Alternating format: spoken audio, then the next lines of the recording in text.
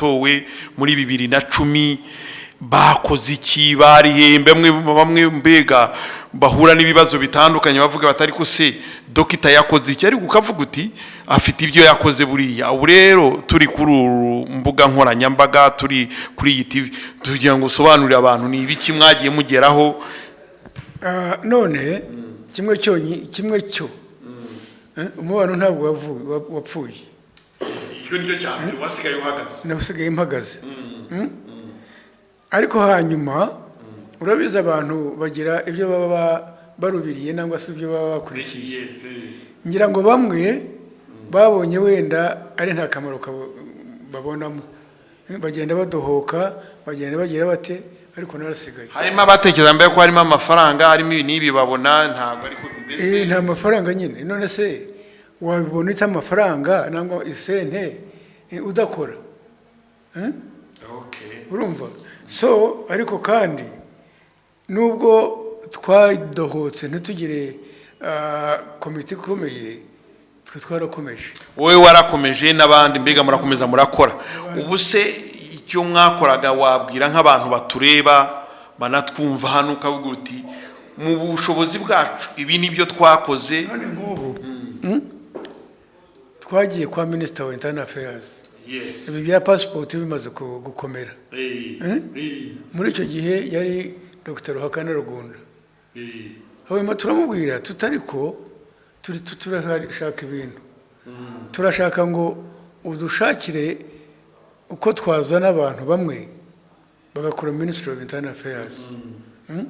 bagahanduringa ikintu cya passport cyangwa se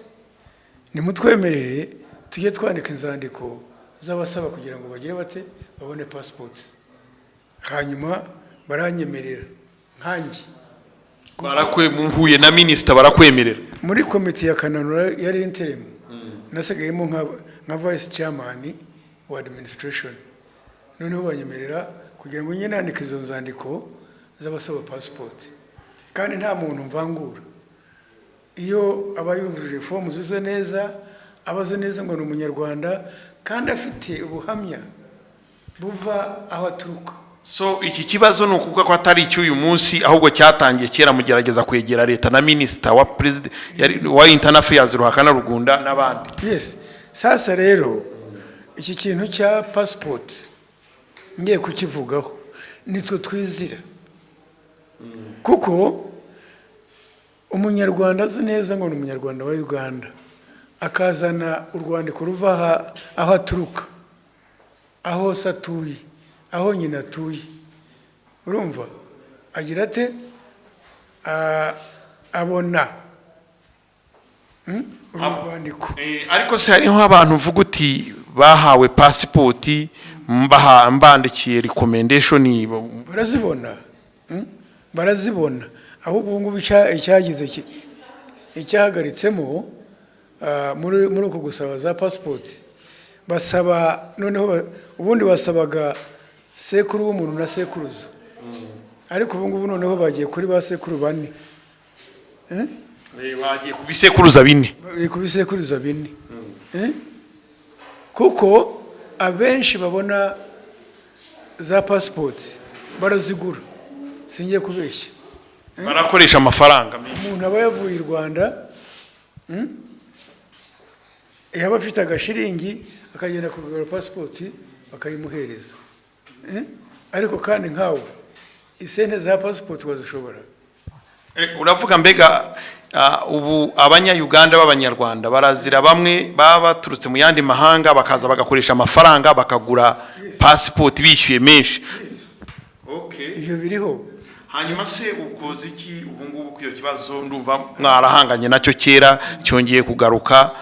kugaruka turumva ngo harimo abanyayuganda b'abanyarwanda bamwe bamburwa indangamuntu bamwe bakazima abandi bakazihabwa no bamwe bagamburwa passport abandi bakazihabwa nango se bakazimwa biko ubwo mwiteguye guhangana n'icyo kibazo kwegera leta nka mbere muti none abo bazaka katubyumvikaneho abo bazaka iyo bageze ku mupaka agahereza indangamuntu ye cyangwa se agahereza izina rye mu system byerekana ko afite indangamuntu yindi abo bazaka ni abafite indangamuntu ebyiri ubwenegihugu bubiri indangamuntu ebyiri ya Uganda n'iy'u Rwanda cyangwa se na passport ye none ugasanga atashobora kubona passport kandi afite y'u Rwanda. Abase bazimwa bujuje neza bafitiye mugambi ki kubavuganira kandi se abazibona neza banyuze mu ofisi yanjye nk'abandikira babahereza passport zabo. Okay. Umubano se harimo abantu batekereza yuko umubano ukora ku recommendation gusa wenda nk'ibyapa kuvuganira abantu mu bya passport n'indangamuntu ariko ufite n'ibikorwa bindi ushinzwe gukora. None ngubu leta yadoye program president nako yadoye program kuri Radio West duhura buri wa gatandatu tukakora program ebyiri iyo duhura kwa gatanu ku vision group tugakora program yo kwa gatandatu isaha 10 tugakora nindi yo kuwa mbere isaha 11 za mu gitondo. Izo program zirasohoka kandi tuba tuganira ku bintu byinshi bifataranye n'abanyarwanda. Ngubu hari ikintu cy'amataka, icyo kintu tukivuzeho cyane. Dufite n'ikibazo abo bita bararo bo birukana muri mu buryo. Uravuze reka duhendere kuri icyo harimo abantu inka zabo zafashwe nahoze ndeba inanga ngo inka nk'igihumbi abo bantu bagira inama ubabwire n'icyo kubavuganira. Abo bantu bamaze president amaze gutanga icyo bita directive kugira ngo abo bantu baveyo cyane cyane badafite imyanya bafashe cyangwa se imyanya baguze,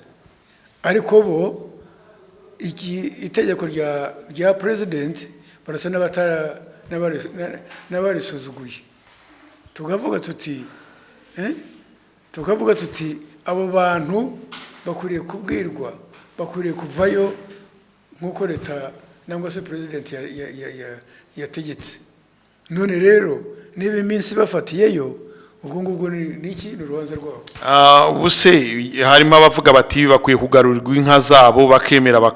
bakazibaha bakazisubiza iyo niba baraturutse Bururi niba baraturutse Mpororo niba baraturutse Cyenkwanzi basubajyana inka zabo n'ibintu byabo, ariko kubanyaga harimo abavuga bati ntago ari byo bikwiriye. None ibyiza icyo abantu bakwiriye gukora, hariho abantu bibishinzwe, hariho abategetsi hakabaho n'abasirikare, nibemere bababarire basubize inka zabo aho bazikuye aho bavuye, naho ubundi inka zabo zizaterwa cyamunari. Niba byashoboka, urumva, niba byashoboka aho bigeze,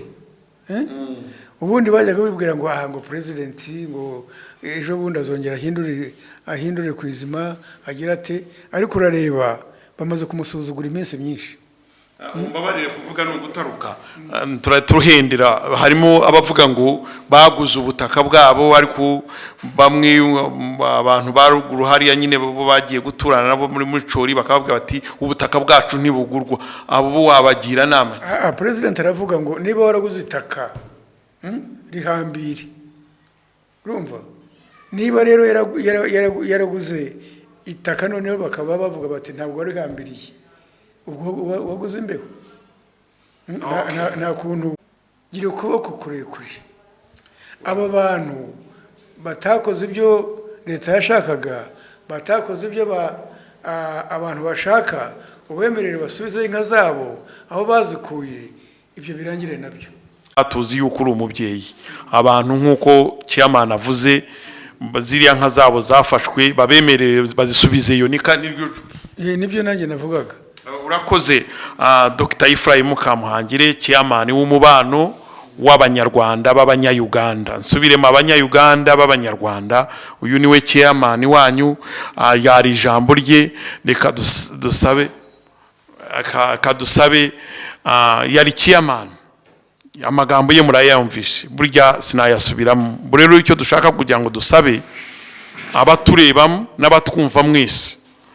cyane twanabwira perezida wacu, perezida Yoweri Museveni, uri umubyeyi dusanzwe tubizi. Turasaba rero bari abantu nkuko chairman yavuze mu ijwi rye, turamusaba babemerere, babaha inzira, babagarurire zira nka zabazisubize iyo baturutse, kuko bariya ni abanyayuganda bari baragiye bagiye gushaka ubwatsi, none ubwatsi burabananiye, reka basubire iyo baturutse, nangwa se banemererwe wenda banazigurisha bagende bakoremo ibindi, ariko leta yo kuzibanyaga. So turashimira rero leta, koko leta yirabizi, perezida yahuye nabo, urumva. Reka zibakuyeho barababwira bati muzaze mu internal affairs mwisobanureho. Ni benshi basubirayo, bamara kuvuga uko bameze bakazibasubiza. Ntabwo ari ukuvuga ngo iyo bayikwakiye ku mupaka ntabwo bakongera ukayibona. Iyo bayifatiye ku mupaka ujya mu internal affairs, hanyuma